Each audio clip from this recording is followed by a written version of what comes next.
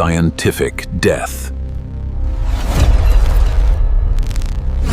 In the late 18th century, a physics teacher named Jean-François Pilâtre de Rozier achieved the ultimate human dream. He became one of the first two people to ever achieve sustained flight. But shortly after, he earned a much darker distinction, becoming aviation's first fatal casualty. Early aviation was caught between two extremes.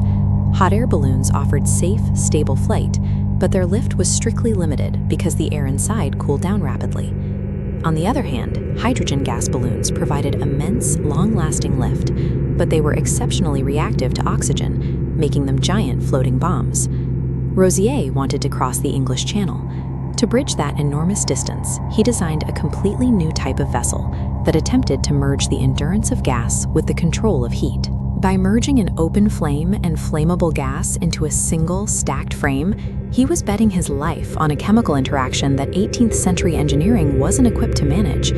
This machine became known as the Rozière Balloon, a revolutionary but lethal hybrid configuration. Looking at this historical diagram, you can see the exact layout of his machine. He placed a cylindrical hot air envelope directly beneath a massive sealed upper sphere filled with highly flammable hydrogen gas.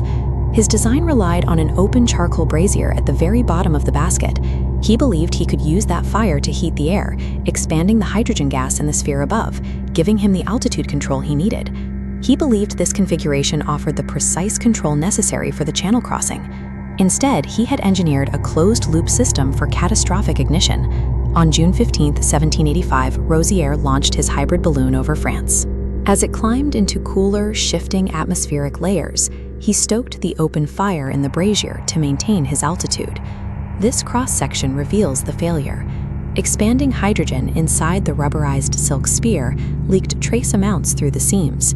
The brazier's intense heat created a thermal updraft, pulling those combustible particles straight down into the open flame.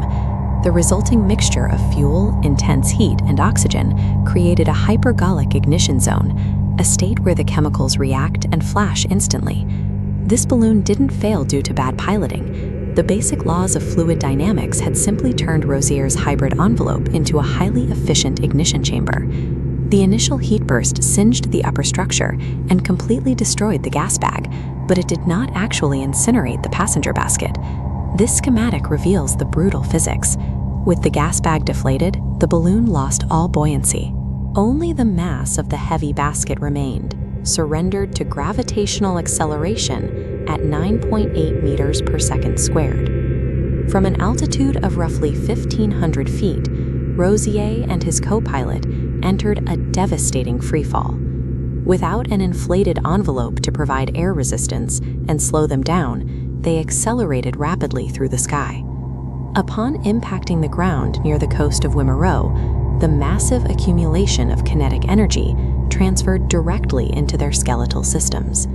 This sudden deceleration caused non-survivable blunt force trauma to his skull, thorax, and vital organs. Rozier died instantly.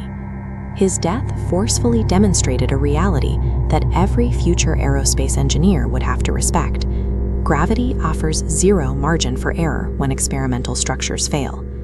The crash stopped early aviation experimentation in its tracks, forcing scientists to confront the lethal reality of their physics. In response, authorities enacted one of the very first aviation safety protocols in history. The Rozier configuration and any hybrid mixing of open flames with combustible gases was banned. Engineers now began requiring the total physical separation of flight mechanics as a mandatory safety rule for all aeronautical design. This tragedy ended the brief era of unregulated ballooning, setting the groundwork for systematic aviation safety. The Rozier hybrid concept eventually turned, but only after chemical engineering provided the tools to make it safe. Modern balloons swap out the dangerous hydrogen for helium, a completely inert gas that won't ignite. They also replace the open charcoal fire with perfectly sealed explosion-proof propane burners. Engineers also learned a critical mechanical lesson from Rozier's leaking silk seams, leading to the mandatory implementation of automatic pressure relief valves. As you can see in this animation, as atmospheric pressure drops at high altitudes, a mechanical valve at the bottom of the bag automatically opens. This allows any expanding gas to vent harmlessly upward and away from the passenger deck. Rozier's grand ambition ultimately cost him his life, but the mechanical autopsy of his failure directly provided the essential blueprints for the advanced safety systems that allow pilots to safely circumnavigate the globe today. If you enjoyed this video, please remember to like and subscribe. And don't forget to comment below with your favorite emoji.